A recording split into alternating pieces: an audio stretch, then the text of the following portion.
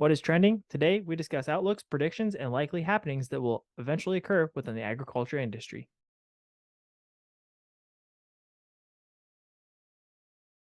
Welcome to Hashknife Hangouts. I'm Calen. My co-host happens to be my father, Brandon, and he's the other face you see on the screen. Don't forget to like, comment, and subscribe to our channel. If you want to see more of the Hashknife Ranch, check us out on our social media at Facebook, Instagram, Rumble, and Twitter at the handles below. For those of you returning, thank you for coming back and to today's subject, which is agriculture trends. Um, I tend to be a trendy guy. Dad is not, since Look he's at still your wearing the shirt. Garth Brooks stuff from the 1990s. And Hey, agriculture definitely does not fit that bill. What? I wear shirts until they wear out, Okay. All usually the right. elbows. Then I wear them for Definitely another worn year out or two. 30 years ago. However, I Googled agriculture trends to see some helpful or not helpful information about the industry for this week's discussion. I found two articles that come from corporate business centric websites and have nothing to do with agriculture. However, the information provided, I felt, provided some good discussion topics of where to start. So these articles included vaccines, attracting more farmers and ranchers to the industry, better incomes, taxes, use of technology, food safety, of course, water use, more production of popular items within society, which we'll get to, all coupled with increased pressure for vertical farming or ranching methods. I haven't really heard of vertical ranching methods, but I'm sure it can probably, you know, be similar. We'll start with the first article, which was the 1st of October 2022, which is only a couple weeks ago. And then the other one, if I remember correctly, I'm trying to find it real quick, was September of this year as well. It was September 8th of 2022. So yeah, they're fairly recent articles, but like I said, they're corporate business centric. So I'll start with the first one, which I stated, which happened. It was published only about 3 weeks ago. The It says the agriculture industry influences many sectors of the economy locally and internationally. Obviously, we've talked about that a lot. All the way from supermarkets and restaurants to the farmers market, and then of course the bigger trade and all that. And it gets into bigger global issues. And we'll start with animal vaccines. It says, vaccines, of course, are a huge human accomplishment. We still use them also with livestock as well. In the new year, vaccines will continue, it says in this article, to be applied in many different agricultural areas. The United States is concerned about the spread of particular vaccine preventable illnesses in the livestock. I mean, duh. Like we administer these things all the time, trying to Mhm. make sure that we combat disease and so on and so forth. They're also concerned only about 1.75 million doses are on hand for all of our livestock. And the officials hope to receive the desired 25 million doses via a vaccine bank. Um, that's interesting. So they're saying that there's a potential vaccine shortage. I don't know where this particular website got their information, um, but that seems like a pretty sizable concern. But we've never had really concerns. The biggest thing we've always had was more of a monetary issue with it being just too expensive or getting more cost. But we've never shorted vaccines because of that either. So with that, I know that was a lot to begin with, but like I said, we'll start with the vaccines. I'll kind of hand it over to Dad for his input. Well, I mean, there's been times where you've had a run on vaccine, depending on the time of the year. If you're a little late, um, going, oh God, we got to get these things, these animals preconditioned, or during Right. branding, you have some runs on sales during those high use times, and those are usually the two. Majority areas of the time. It isn't like we vaccinate constantly. We vaccinate, but the industry vaccinates. When you're going into feedlots, and depending on what time of the year, you're preconditioned. You can precondition calves, um, basically in January. If you're doing fall type calving, then you'd just be on a little bit different rotation than you would be on a spring calving.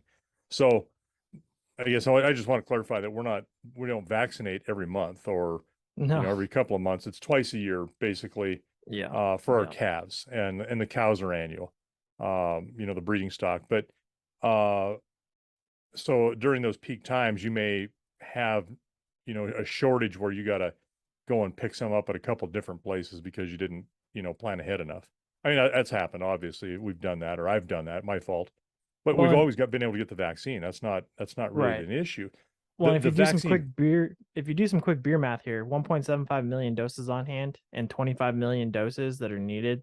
25 million divided by 12 would be about 2 million a month, which would be close to the 1.7 million on hand, which would mean they probably have a month stockage at any given time.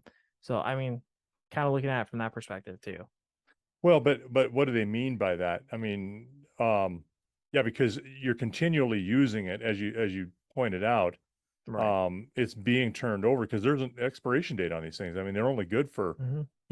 a year, 18 months. And not everybody You know, calves or goes to market at the same time every year either. right? Yeah. So it continually rotates the inventory. But when they say a vaccine bank, I don't quite know what they're meaning by that. Are they meaning doses, individual doses? Because some things that you protect against may have 8 different viruses that you protect Right. against in a Yeah. single shot. But you can also buy those for vaccines for a single shot type, or Uh-huh. four viruses, or 5 or 6, 7.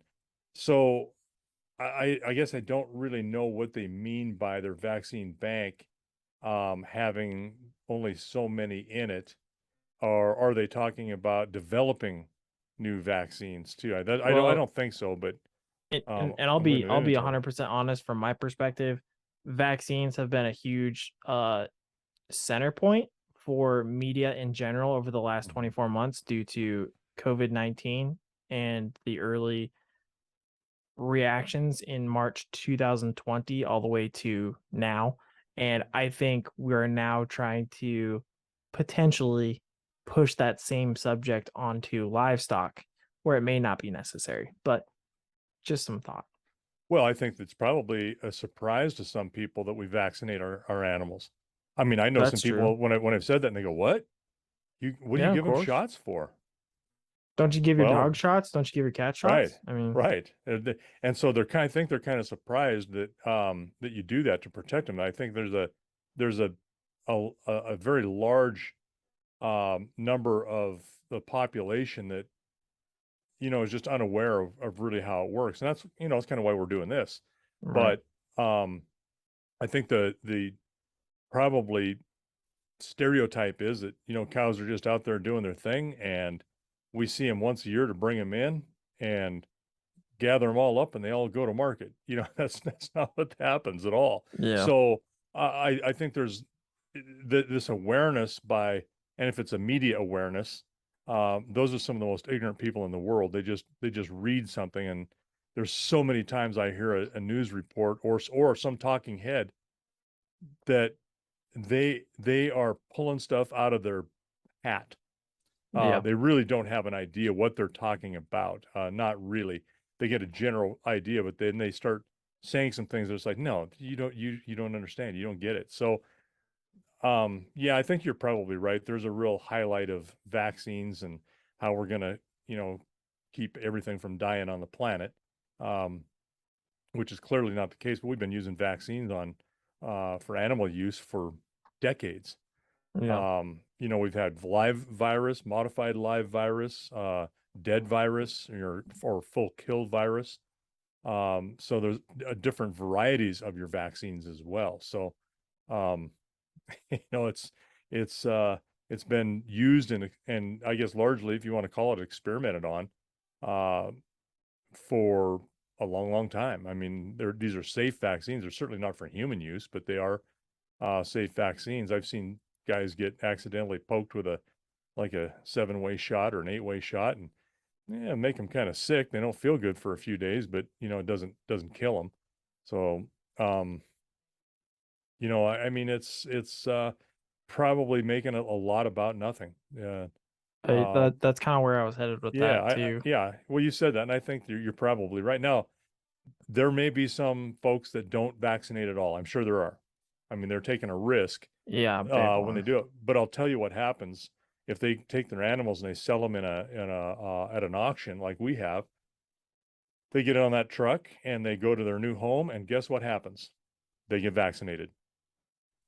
those people are they're buying an investment into that animal. So these stalkers or backgrounders are buying, call them 600-pound calves, and they're going to take them to 1,000 pounds. And so it's going to take them, 8 months to do that or so. They're going to want to protect that investment. So for the want of a shot for a couple bucks a piece, that's smart to do that. They don't want those animals getting sick, and you got animals coming from all over the place. So it's just like humans gathering in a spot where they're showing up from every edge of the country, and they gather in a tight, confined area in one place. What can happen? Disease can Right. break out. That's Right. just a vector how disease happens. And So they do even those animals. I think the ones that we do in small lots, unless you can prove it or show that you've done that, I'll bet you they vaccinate them. Doesn't right. surprise me at all. Some quick Googling while you were talking. It looks like the first animal vaccines that were developed were by Louis Pasteur, chicken cholera in 1879, anthrax for sheep and cattle in 1881. So they were kind of testing some stuff. And then 1884, it looks like rabies vaccines. And then it wasn't really until 1950 to 1985 that we really started focusing on using it for livestock in a larger sense like we know now. But yeah, with moving on though, we're gonna go to I got to tell you, when I was a kid, though, we were vaccinating animals for blackleg and all kinds of venereal diseases, that kind of stuff in the 70s and 80s. 70s and Yeah, 80s. Yeah. yeah, yeah, absolutely. The other thing for this trend, the topic is attracting new people to agriculture and then talking about increased income for small farmers and ranchers, right? We've talked about this before, the financial difficulties of it. A lot of the times why people my age are leaving it because they just can't make it. It's very difficult. And this particular subject goes on to say that many people are leaving it for the very things that we've said.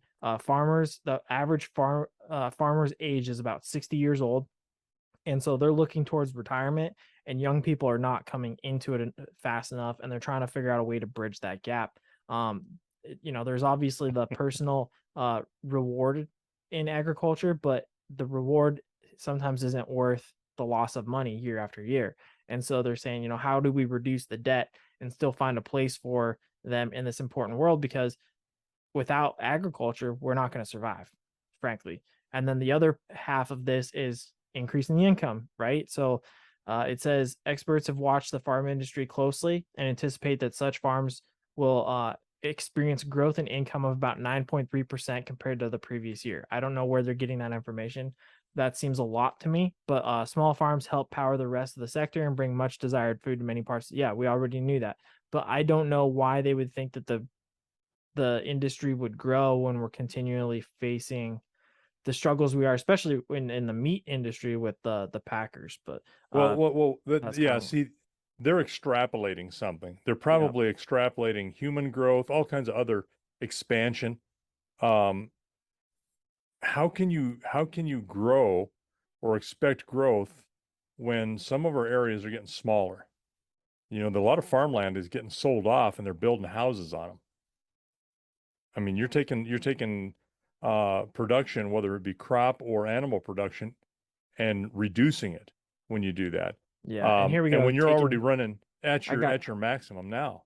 I got better context for you. The smaller farmers and ranchers are losing out, and the bigger farm operations are getting bigger. So they're saying that the bigger farm operations are going to increase by 9.3%, which is very plausible because of that particular circumstance. They're either buying out the smaller places, or the smaller places are just simply, like you said, getting subdivided, sold off parcel by parcel, and the larger operations are able to take over and pick up a small piece here or there. So if you absolutely, particularly in Montana, you look at some of our larger areas around the cities, of course, and we call them cities. To us, they are Billings, Great Falls, Billings, Missoula. You've got good ground that is being cemented over with urban sprawl. Yeah.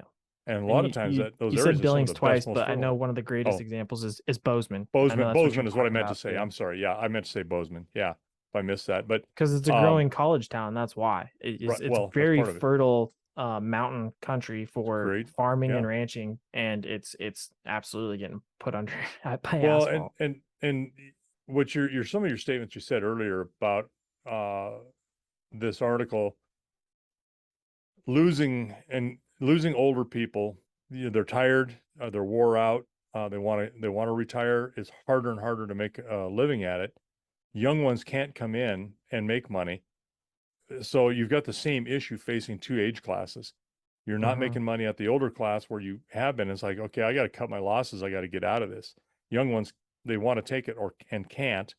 But here's the issue, really, and that is one one person's loss is another person's opportunity. And that's where your corporate people come in, and your packers in particular. I mean, they're insidious in purchasing small places so that they have, what were you talking about earlier? Vertical Um, farming, yeah. vertical farming, same thing, where they control everything from the ground up, from uh, you know, having some corn production, call it corn, could be other, and hay production. They're buying land, they're making the feed. Then they've got some cow calf operations that they've recently purchased because somebody's gone out of business because they can't make it, because guess what? These people who are controlling that are holding those markets and manipulating those markets so that people do go out of business, except they're the ones who make the money. Right. That shift in income. So then they have the cow calf operations, and then they go ahead and they background or stalker, take some of those, and then they got the feedlots, and then they got the slaughter plants, and then they go ahead and they have the boxed beef that gets shipped. They're controlling all of it. And when you have less and less family operated or small farms and ranches doing that, and the corporations have it all, you've got a real problem, because now you've got a very few people that control all of your food supply. That is for makes for bad juju. And that's where we're headed. With the corporate people are seeing this as an opportunity, and that opportunity now becomes a mission. And then when you start controlling and manipulating your markets, or have the ability to do that, so that you put people out of business, and then you come in and you buy it for pennies on the dollar, and now you control that for your vertical farming, vertical ranching. That's concerning. It should be to people, but they don't. That, why would they know? They don't necessarily know that. Right. Well, I think I pointed this out before too, is like, with vertical farming, let's say you have 10 separate levels and you're using UV light that's obviously it's obviously manufactured UV light. It's not actual UV light. What's the impacts of real, and I say real because it's the same regardless, but that coming from a natural source such as the sun versus that coming from a light. I wonder what the potential, and maybe I'm coming up with a weird idea, but I wonder what the potential health benefits or non benefits are. Is would it be potentially cancer causing with carcinogens or something? I don't know. It's just a weird thing that I like to think of because I'm so against processed foods, which we'll get there with plant-based proteins later. But I wonder if things like that might have an effect on So agriculture. are you talking like the niche area where you're growing stuff supposedly organically? So you're all under, very strict controlled conditions. Is that what you're talking about with like UV lights and hydroponics, that kind of stuff? No, If what you I'm are, that's saying a is very small area of what I'm saying is if you had, vertical farming, like literally vertical farming, where you have like, think of a garage, a parking garage, and every floor is a type of plant. Like you've got wheat, then barley, then malt, right? And some of that can't be seen by the light from the outside.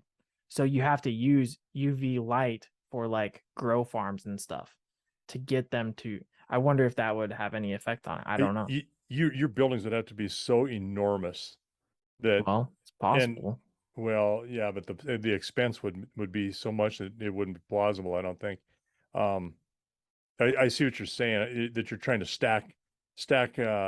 literally stack physically Yeah. crop on top of crop. Yeah, I don't think you couldn't do that enough to make enough food. You could probably do that, and it's probably being done in some areas with, and that's what I thought you were getting at, as organic farming.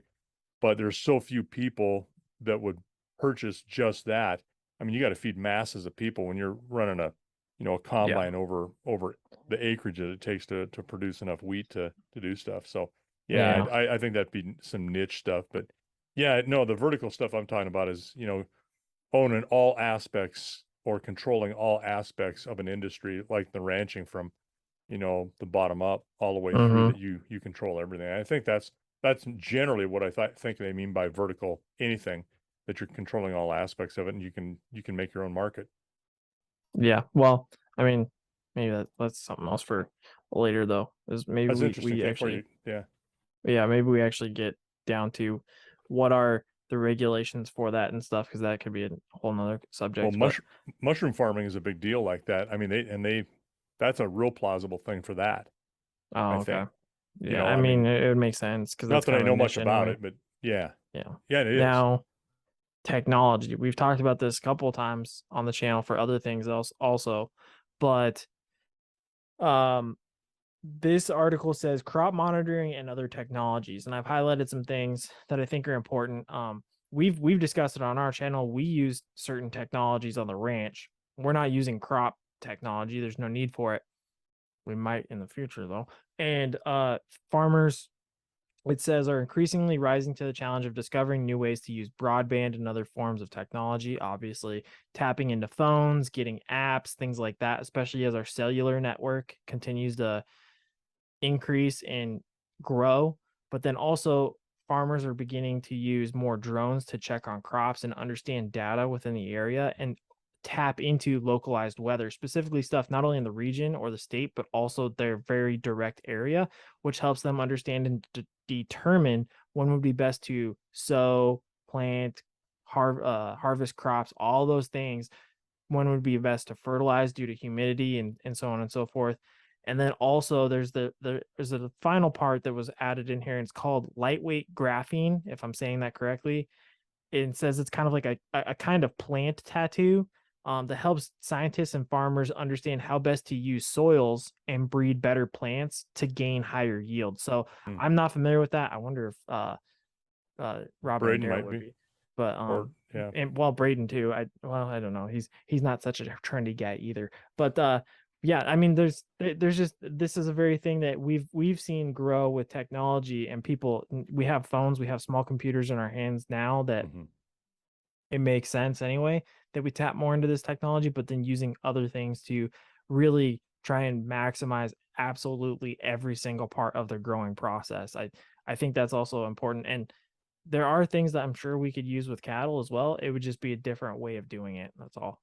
Yeah, there's that brings up a good point, and it's something we haven't had a chance to discuss. But when I recently went to a 1 day thing by the county extension agency for applicator license renewal credits, things like that, they have a lot of good stuff in there. And one of them was some, just a side note, talking to one of the people, gave me the name of an app that you can download and look at any piece of ground anywhere.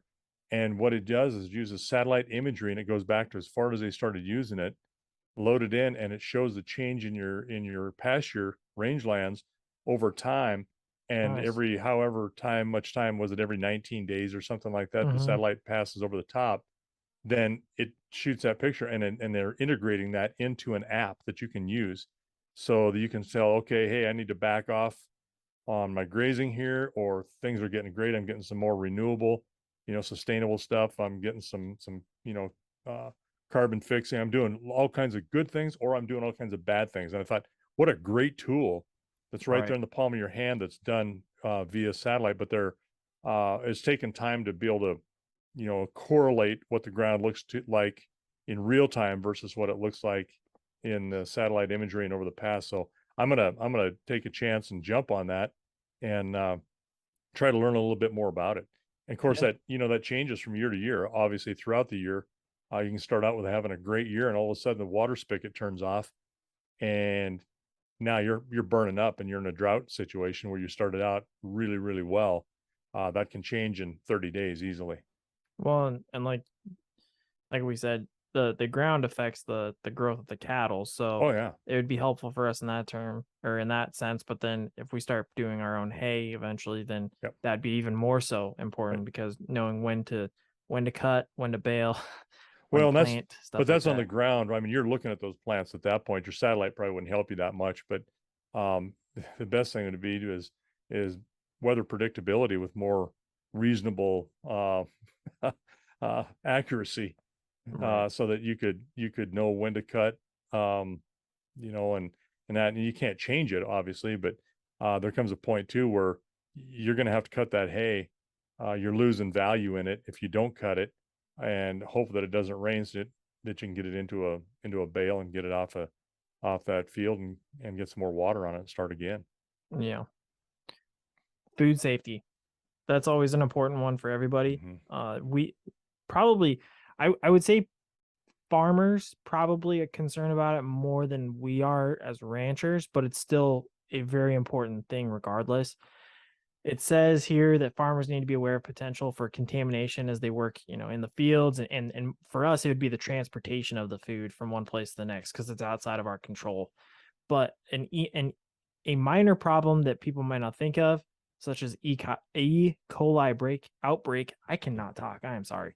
Uh, can lead to severe costs, obviously, because all of a sudden things have to be recalled. That product is no longer being on the shelf. Where's it going to go? All these things. And then, of course, costs, which we were talking about already with incomes and so on, they can continue to grow as farmers face increased regulations to verify and to ensure the food safety. So for us, it's not necessarily the food safety on our production end, it's more or less when it's being butchered and packaged and sent out. Hmm. But that's still a very important thing because it reflects on the industry and it makes it difficult for us. Whereas farmers who are producing a crop, it does typically reflect back on them because they're like, oh, they didn't clean it off well enough. They didn't, use something appropriately to ensure the safety of the consumer. So I get that, but I think it's just something to note that food safety does continue to be more of a trend, and it is something that people they pay attention to because, like you were talking about earlier, actually, was organic Hmm. farming and ranching. People want to say, oh, was there any sort of contamination of you know, some sort of product used on this animal, anything used on this crop that could come back on me because it has a carcinogen and I'm known for having cancer in my family and stuff like things like that are now Right. becoming more and more of a question and things that we as producers have to answer when the customer comes to talk to us. Well, and we still do that. I mean, we've got some food safety concerns, even not so much at the what I would call a harvest and packaging, because that is beyond us. But a lot of our prep stuff, what are we putting in them for mineral? Is this good? Is this really a good substance that we're giving them to as a supplement? How's our hay? Are we using hormones? Right? I mean, there's on the last number of 8, 10 years, I think especially maybe a little longer. Time gets away from me, but uh, hormone usage is huge, Right. and some people do not want them. Others don't care, but I mean, the jury's still out. I think we're getting more and more data on it that it can or cannot be helpful or harmful, depending on a lot of factors. So, or what are we doing for our animal care? Do we give them some fly control? What does that do? What does that do long term? Um, and we certainly don't give, vaccines or anything, antibiotics. We don't give anything to an animal or expose them to anything, especially it's going to be butchered for our folks that are buying directly from us, um, outside of or within that period of time that's label driven, which has a grace period in there. But we go beyond that. We don't use the hormones, but we darn sure. I've got a couple of steers and some butcher animals out here right now that are just about to go to the slaughter plant, but they haven't had anything like that for um, several months. I'm talking almost 3 months now, where so their system's clear of anything. So you got a good, safe product, but that's a little different part of what we're doing compared to the cow calf and then just marking the calves to a background or a stalker. But still, we're concerned with that as well. one thing you have to remember in business, it doesn't matter what it is, if you have something happen with your product and you lose consumer confidence, and they're not buying something because of your label, that's a death knell. You go out of business overnight. Right. So I think, and people understand that, they know that in this day and age of, something happens anywhere in the world, we can know within hours of something that's happened. So for those that are doing bad things, there's no place to hide. And those that are trying hard, you still got to try harder and make sure that, nothing does happen. Right. So there's a lot more to it for food safety, I think, than people realize as well. And probably us, on other things, the big thing now is like now it's going to be my turn. Roundup. There you go. The, Yep. Glycophates uh, in our wheat and corn, and our consumable grains. And what can that cause? What does it cause? Does it cause problems in humans? So that's a food safety concern, which helps us get more yield. But does it help us or does it hurt us and as a body system for some residual stuff that builds up over time? I mean, Right. there's a lot being talked about over that subject and other things like that. I mean, I just picked that as an example because it seems to be the ambulance chasing attorneys on TV. They're always trying to drum up business that way. Right. But it's still part of the food safety concerns. What couples well with food safety and connecting to consumers is also what this article says: interaction with clients. And it says using social media makes that process easier. Those who run farms and ranches grow that and also do grow your pick your own crop type gimmicks. I say gimmick, but it's a type of way of doing your own business structure. They want to ensure anybody visiting them understands what crops are available before they arrive. So if you're known for berries and strawberries and stuff, okay, maybe our strawberries aren't available today, but you could come and grab blackberries or raspberries. That type of thing is what they're talking about here. Social media accounts can also make it clear that farmers play a vital role in the region's economy and community. You see us here. Facebook, Instagram, Twitter, Yeah. Rumble, YouTube now. Like we try to plaster ourselves out to show what we do in Montana specifically. If you want, you can find me on TikTok, Hashknife Kid. But I mean, that's what we do. And this has kind of been a way of educating and sharing. We do it differently than a lot more other people. It'll probably be more entertaining and funny when I get to be on the ranch full time. But right now, we're more of like a serious and conversational platform, but we'll get there as everybody else has. But it's a great way to connect with people, explain what you are, and those that follow us know exactly what we're producing and providing. And when they come to see what we produce, whether it's horses or beef cattle, they can verify, oh yeah, what you've said is exactly what you're giving me. And that's a great way for anybody within the agricultural industry to be able to interact with customers and clients to know how to get what they need to get. Well, and I think there's something to that where if you've got someone who is marketing, come pick your own corn, or you're picking your own stuff. Look, that's a good thing because that gives even more understanding of what that consumer is seeing, and they're a part of that process. They're not just an end consumer; they're an active consumer of what they're doing. So I think there's some real value to that. And let's face it, it's like a come to our place farmers market type of approach, and nothing wrong with that at all. Well, and with as much as nothing really happened with the meat packing industry last year in 2021, it at least got before Congress and it made people aware of what's going on for our short 15 minutes of fame. And I can't help but think part of that had to do with social media, because there had been some posts at that time showing the difficulties farmers and ranchers were dealing with when people were going to the grocery store and saying, why am I paying more for groceries?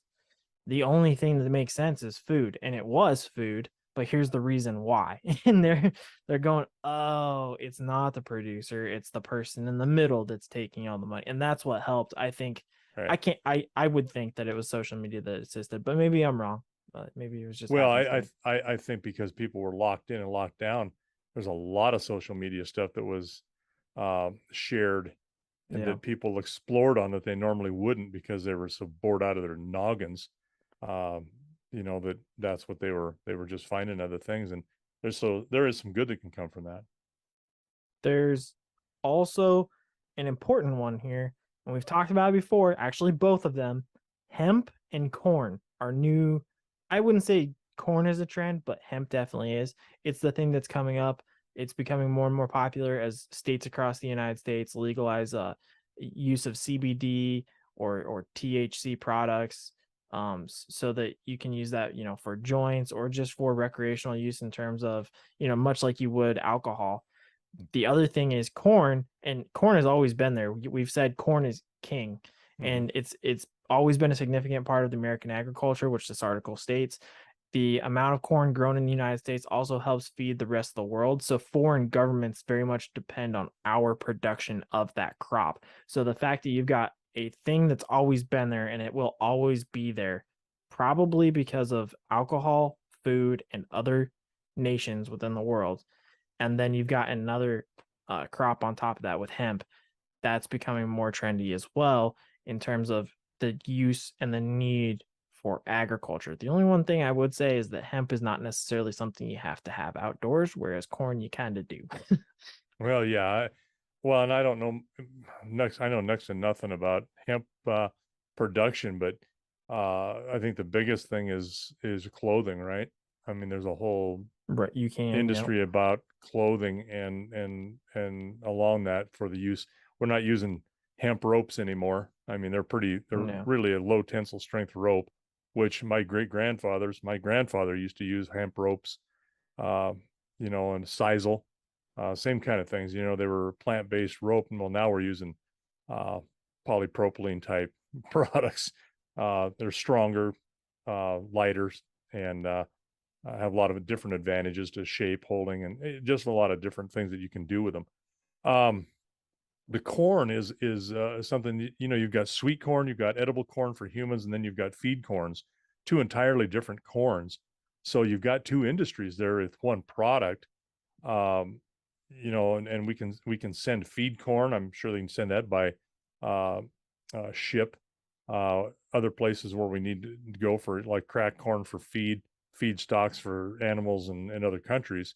Um, the human consumable corn, I don't know what the difference in volumes of those two are.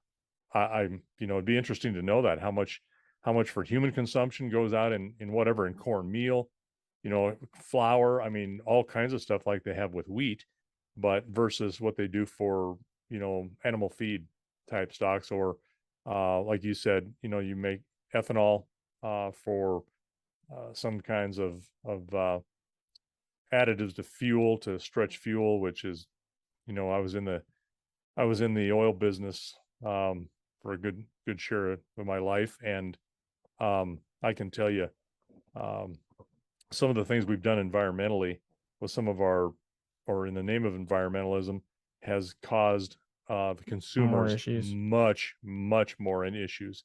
Ethanol in fuels, sulfur in reduction in diesel, and look, I think we needed to do that. We needed to do some, but they went really nutty with A little overboard. the limits. Yeah, because for instance, when I started in the oil industry, there wasn't any real limit on the sulfur in diesel fuel. And then we had no idea. We didn't know if it was even plausible to get it down to 500 parts per million of sulfur in our diesel fuel. I was like, oh my God, how are we going to do this? Well, you use reactors with um, Catalyst. different types of catalysts, and you get better and better at it. And I mean, you have to innovate. And then we went, well, we hit the 500, and then they had so much time. We got down to 150, and then it got down to when I left, you couldn't have, I think the maximum spec for having sulfur in your diesel was 12.0 ppm, and we were hitting that. We're getting below that, but the enormous cost to do that shoots the price of that product up too. Right. So, and then you got all kinds of issues with sulfur in your fuels. is helps with lubricity in some of your engines.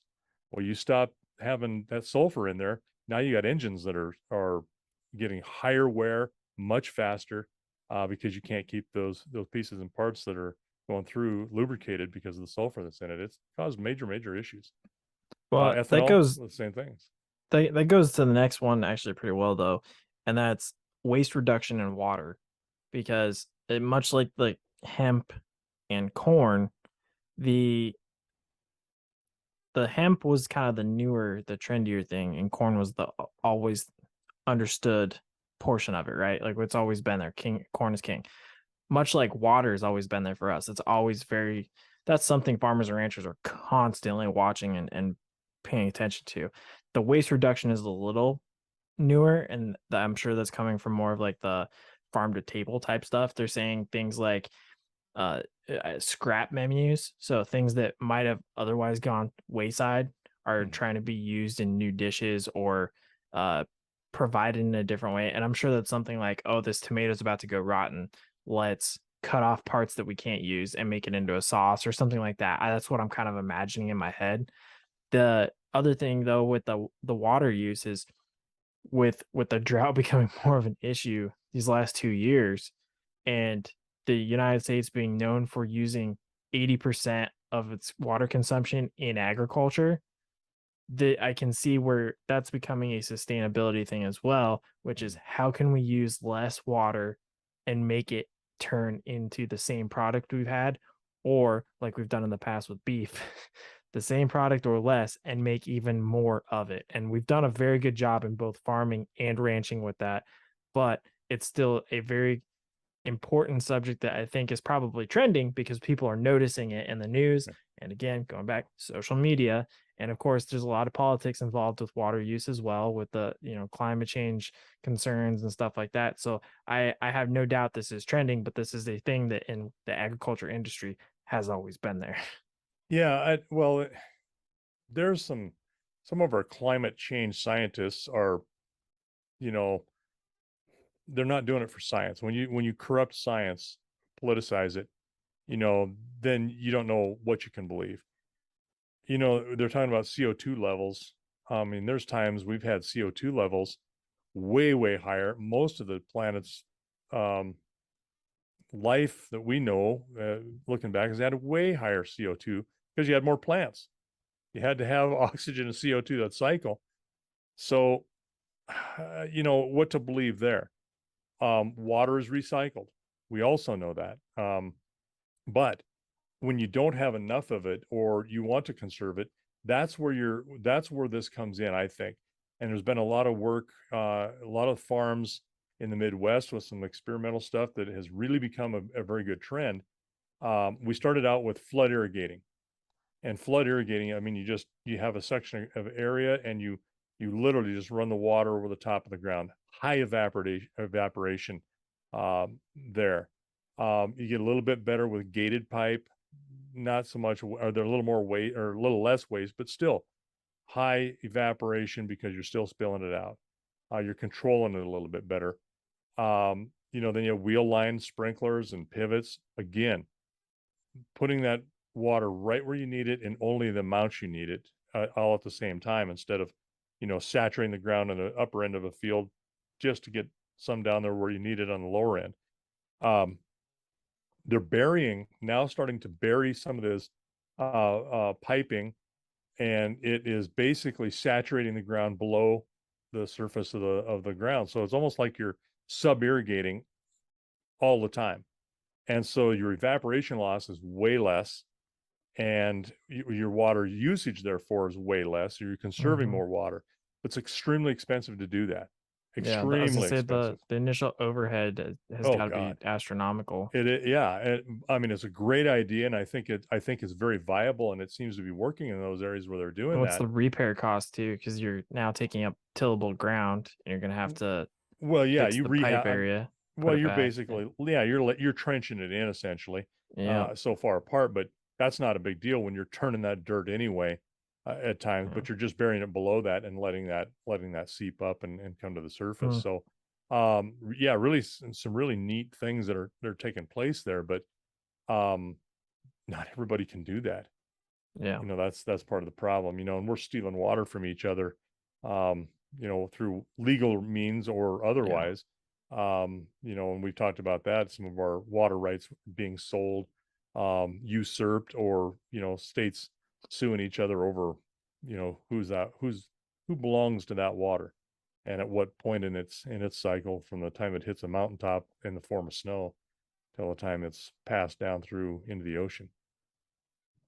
I'll to recap, I'm going to the next article at this point, the September article, and there's a lot of recaps of the things that we already talked about, but we did discuss vertical farming shortly, and I'll just verbatim say what the article said, and it'll be also in the bio below, or the comments below, so people can check it out. But it says vertical farming, another big trend that is expected to take place in 2022 is the rise of vertical farming.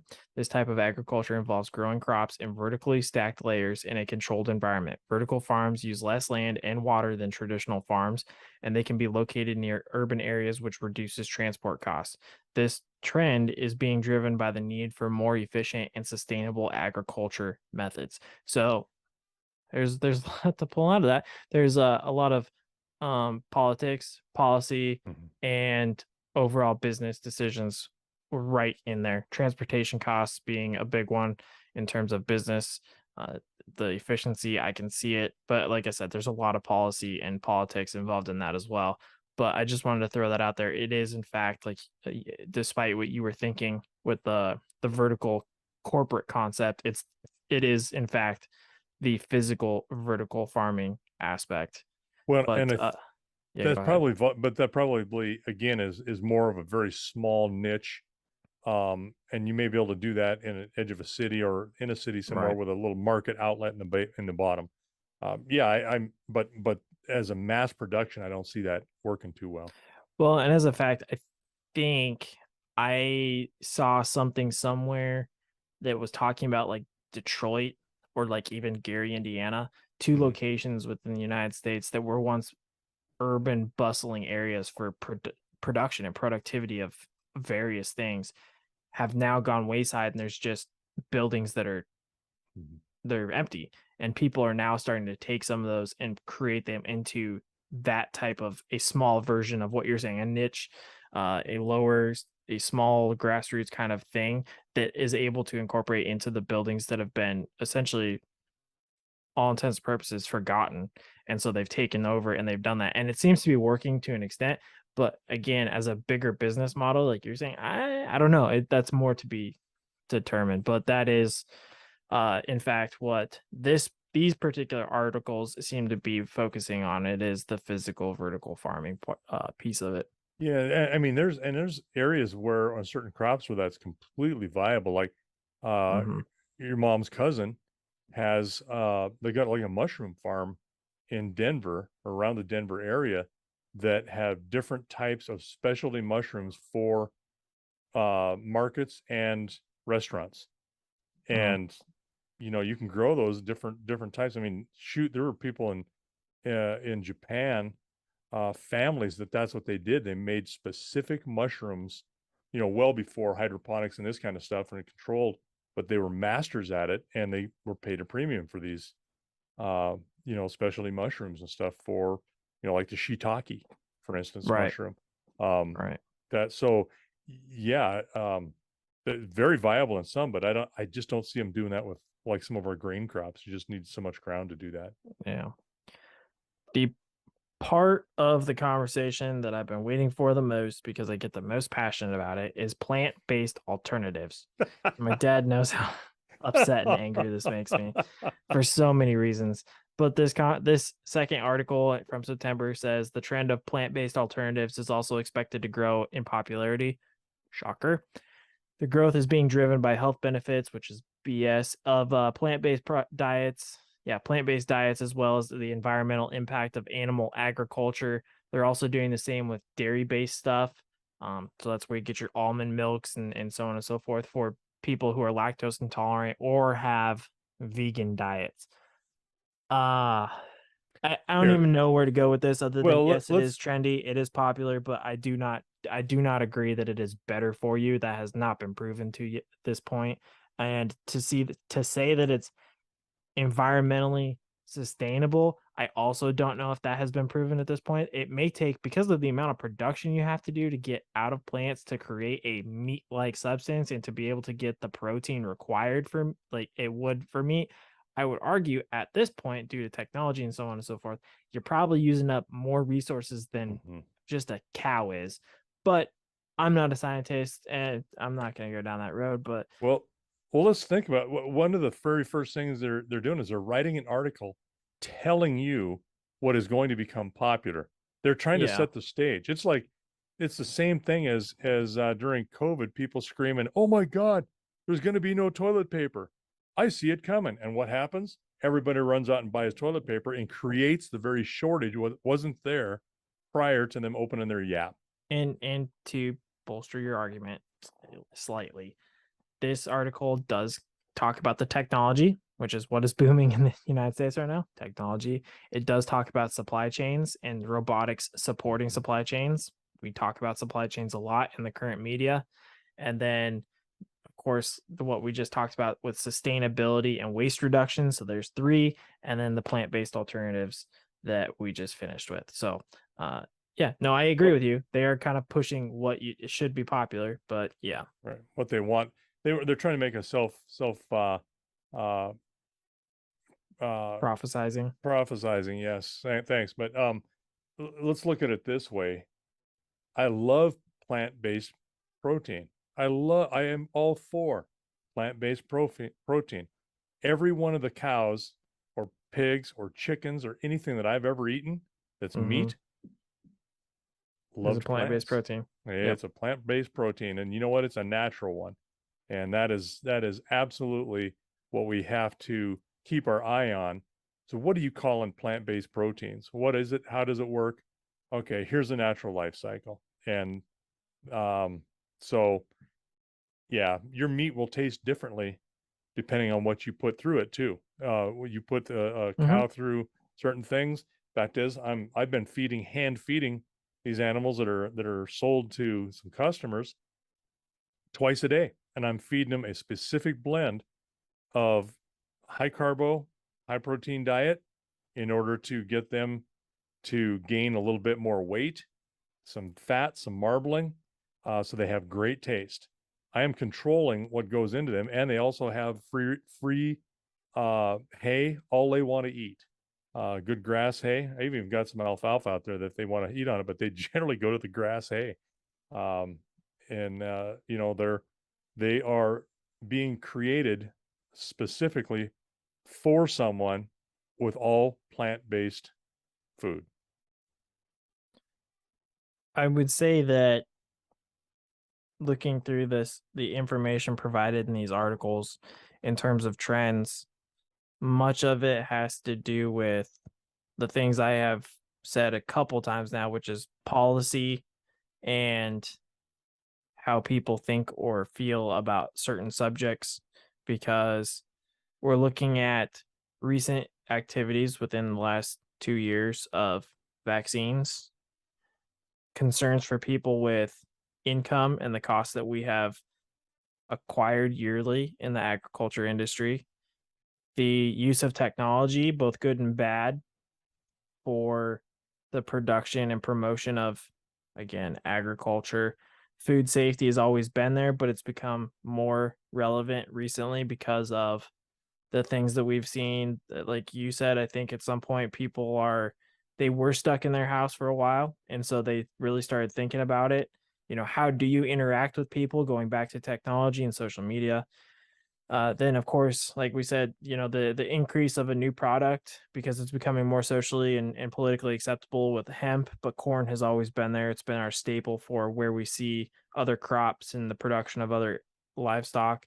And then, of course, water always being there. But how do we reduce waste with again, policies and how we see things in the world right now? Because we're going back to the climate change discussions, and then of course what we just finished with the plant-based alternatives. People are they're saying how bad meat is, and oh, if you just get rid of meat we can make it on our own and it'll be cheaper. These are also the same people that are also producing some of that meat, and they're one hedging their bets as a business, which I don't blame them, but it's also they're pushing out meat because they don't want to pay ranchers and farmers anymore than they have to. And they're trying to use something else to get rid of another product so that they can just make their own thing and not have to worry about it. And I'm Well, talking precisely about JPS. They're famous for doing this, but well, and again, that goes to at the very beginning of this conversation when I said what is one man's loss is someone else's opportunity. But when you again create that opportunity falsely, then you can go back in and say, oh, that didn't work, but now we can go to full production and give you all the meat you want because right. we own it all. It's Yeah, they already insidious. planned for it. Yeah. Well, that's it. That's the trends, folks. Other than that, beef is still expensive at the grocery store. It's not enough for us to make it for you. And with that, I'll hand it to Dad. Well, it's, nice hot potato to throw at me. Thanks. No, Yeah. but it is. People are seeing that, but the costs for us are just the same as everybody else, and maybe more so in some ways because we need more volume of fuel. We need more volume of everything that everybody else is using, plus some more in order to produce some of the things that we are trying to feed people with. The problem is we're not getting paid for it. We're everybody's losing money and everybody's talking about it. And I've been joking lately. I said, that I figured out the name of the game in the cattle industry. He who goes broke last wins. Yeah.